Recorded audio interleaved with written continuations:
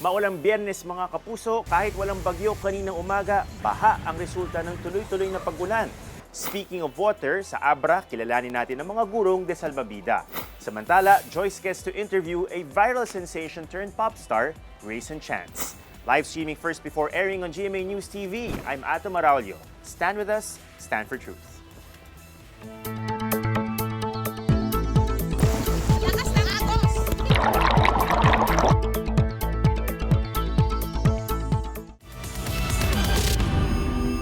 Sa Abra naman, hindi baha kundi rumaragas ang ilog ang kalaban kapag umuulan. Kapag walang class suspension, ang mga guro kailangan tumawid ng ilog gamit ang salbabida. Manal Sugado experienced that firsthand.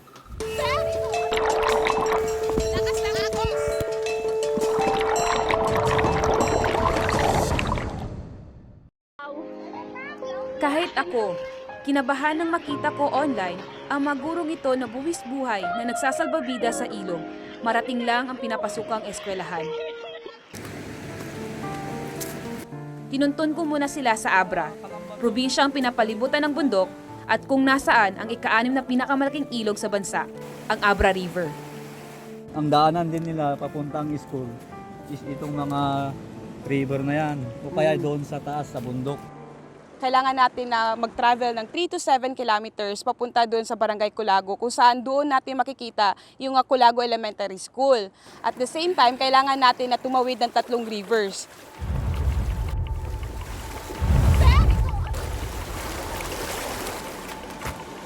Saan po ba tayo dadalhin nito? Okay.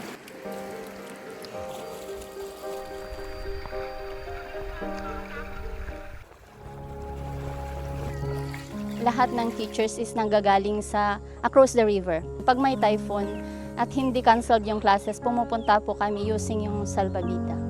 Gigising po ako ng maaga, tatawid kami sa ilog. Takot na takot po kasi hindi naman ako yung ganun kagaling lumangoy. Nagsasalok na po, nag-pray po kami, ganun, para hindi po kami matumbalan sa ilog. Yun ang trabaho namin eh. Sinumpaan namin trabaho. So para sa mga bata. Pagkatapos matawid ang 3 ilog, ay narating na rin ang Culago Elementary School.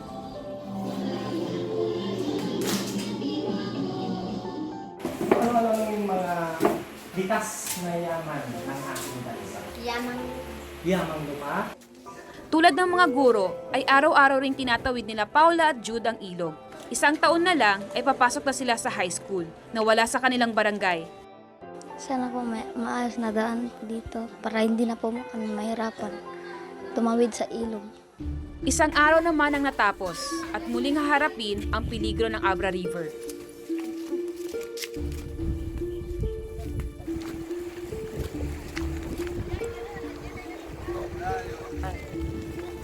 Ready na tayo.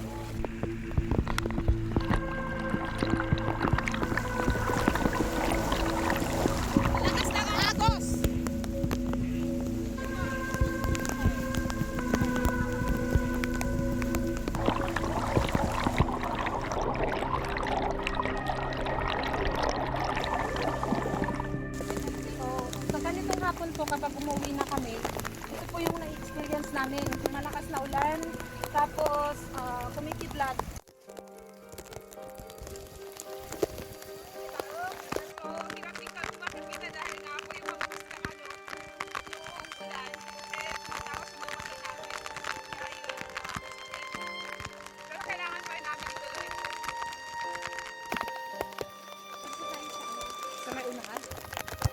Gusto ko rin po may matatayo ditong high school para hindi na po ako mahirapan. Wala naman silang choice. Sakripisyo din sila. Pero naiintindihan namin yung hirap din nila kasi nai-experience namin yung hirap nila. Hindi po kaya ng pundo ng munisipyo na pundo ng bridges kasi limited lang yung resources namin. Gagawin ko na lang, hahanap ng solusyon para hindi na po sila nag-risk ng life, lalo na yung mga estudyante, yung mga teachers na nagtuturo doon. Sana, hindi dumating ang panahon na may masawi at maanod ang buhay bago may dugtong ang pangarap ng mga taga-barangay Culago. Mula sa Abra, I am Manal Sugadol and I stand for truth. Meanwhile, in Cotabato, the mere presence of planes are making residents nervous. Ganon katindi ang trauma nila na nabuhay ulit matapos magkaroon ng operasyon laban sa mga hinihinalang terorista doon. Here's the second part of Asmari Labau's report.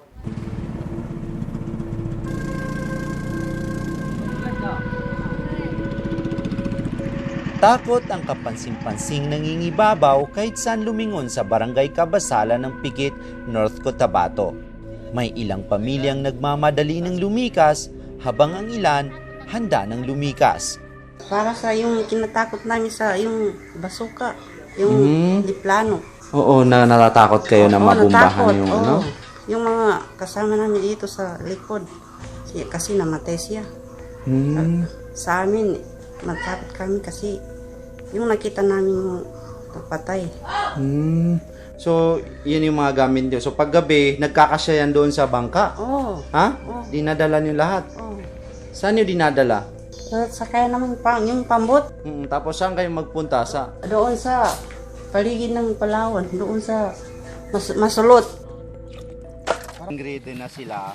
In case na magkaroon ng enkwentro or putukan, handa na silang handa na nila itong isasakay sa kanyang bangka at itatakas na nila or lalayo na sila doon sa kanilang destinasyon na pupuntahan na mas alam nila mas safe yung kanyang pamilya at mga gamit. Dahil nakanda yung gamit namin. Anong mayroon dyan sa yung naka... Una-una, yung kaunahan, sir, gamit namin parang Ano po? sa gabi, pangkain, mga kuwan, mga gamit ng pangbata, mga plato. So dyan siya lahat. Pero yung mabibigat, sir, hindi namin dinadala kasi nahihirapan yung bangka namin. Ang iba nga, wala nang gamit sa kanilang bahay. So talagang inalis nyo lahat? Inalis namin lahat. Mga luma na yung naiwan dito. So tayo anong naiwan dito? Yung hindi na pwede gamitin. Alam mo sir, natakot kami sa aeroplano. Eksklusibo kung narating ang bahay kung saan natamaan sa operasyon si Alimuddin Uy Masla, 62 years old, at anak niyang 10 years old. Binawian naman ng buhay ang ilaw ng tahanan na si Misbah Masla, 56 years old. May mga bakas pa ng dugo dito sa hagdan ng bahay na to na sinasabing bahay ng isang civilian na natamaan doon sa clearing operations. Patuloy pa rin inimbestigahan ng militar ang nangyari. Wala po tayo ditong na-violate na mechanism on the ongoing government peace initiative. This operation na kinasa natin to address yung threat na posibleng mangyari if di natin ito masasawata within the confined area.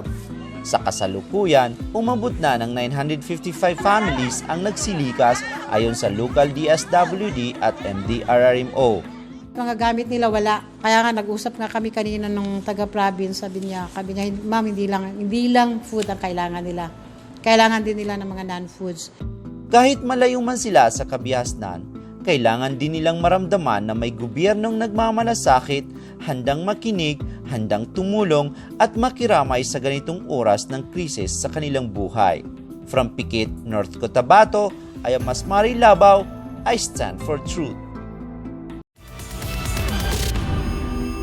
Next week na ang dry run ng provincial bus ban sa EDSA. Bukod sa PITX, handa na rin ang isang terminal sa Laguna kung saan dadaan ang mga bus galing Metro Manila papuntang Southern Tagalog, Bicol at Visayas via Roro. Anthony Esguerra checks if the terminal is ready for the influx of commuters. Para makabawas sa traffic na ito sa EDSA, sa August 7 ang dry run ng provincial bus ban dito.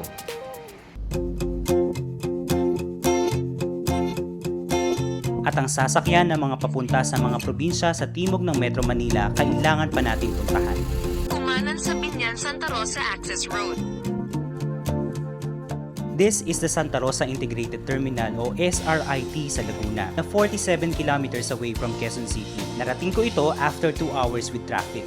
8 hectares ang laki ng Santa Rosa Integrated Terminal at kaya nitong mag-accommodate ng halos 250 city buses at 900 provincial buses. Kabilang sa mga dito nasasakay imbes na sa EDSA, yung mga papunta at galing Southern Tagalog, Bicol Region at ilang parte ng Visayas at Mindanao. Merong mga upuan sa waiting areas, maraming base na babaan at sakayan ng pasahero, comfort rooms at baggage counters. Pero we are experiencing excitement, at the same time fear, because we don't know what will happen on that day. SRIT will be connected to Metro Manila through city buses.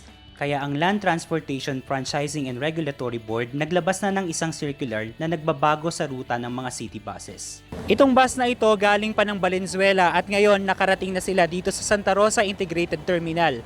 Pagkarating nila dito, required sila na mag-check-in with MMDA para malaman ng MMDA na sila ay hindi nag-cutting trip, na sila ay naghatid at nag-pick up ng pasahero dito sa SRIT. Kahit kasi next week pa ang dry run, may 22 buses nang dumaan dito. Meron po silang mga trip records. Kailangan nyo po talagang dumaan ng Santa Rosa para pumick up ng pasahero. Kapag hindi po nabanggit yun, sir, cutting trip po ang fine nun, 5,000 sa LTFRB, bypassing po 1,000 sa MMDA. Pero sa dami ng mga provincial bus at city bus na maiipon dito, kakayanin kaya ito na makikitid na kalsada ng Santa Rosa? We are trying to create a fleet management system that would approximate the arrival of the bus vis-a-vis the departure of the city bus. Sa darating na August 7, gaganapin ang dry run ng MMDA at ng SRIT, pati na rin ng iba't ibang interim terminals. Sa araw din na ito, magkakasubukan kung mapapaganda nga ba ang biyahe ng ating mga kababayan. I'm Anthony Esguera and I stand for truth.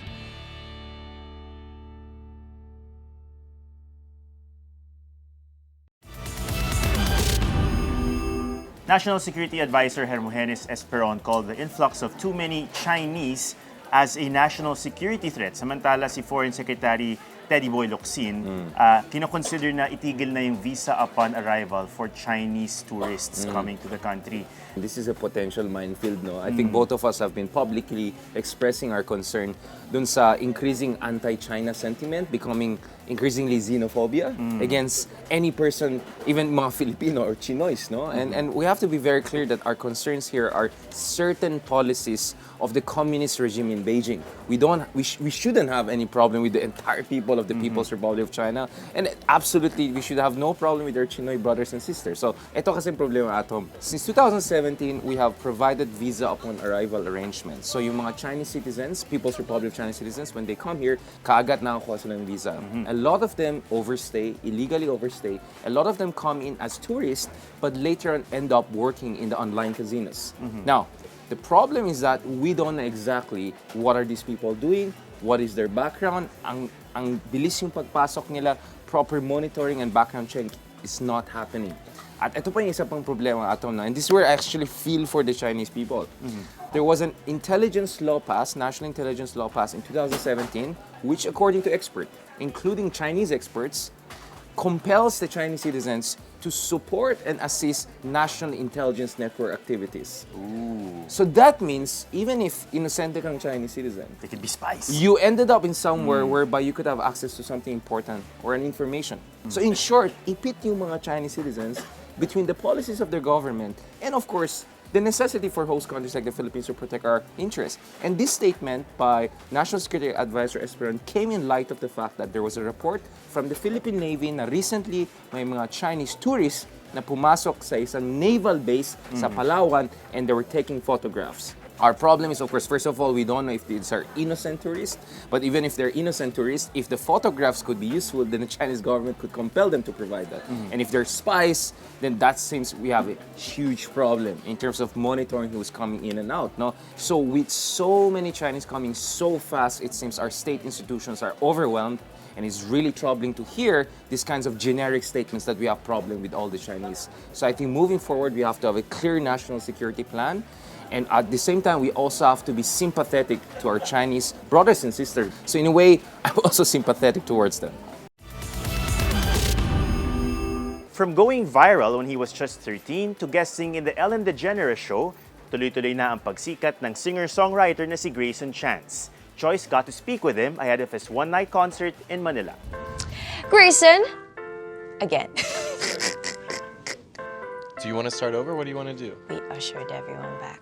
Okay, yeah, I'm just gonna start over with my question. What's up mga kapuso? Ngayon naman kasama natin makakwentuhan this afternoon isang napakatalentado at napakagaling singer-songwriter and amazing pianist as well.